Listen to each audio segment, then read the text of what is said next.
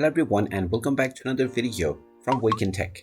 In this video, I'm going to show you how to log into your Pinterest account using your credentials. So let's get started right away. First of all, open up your web browser and then in the address bar, type in pinterest.com and press enter.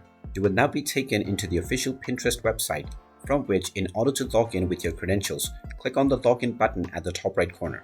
You will now be asked to enter your credentials or continue with your social account. Now you have the option to enter your email address and your password for your credentials. However, there is no option to log in by simply using your username.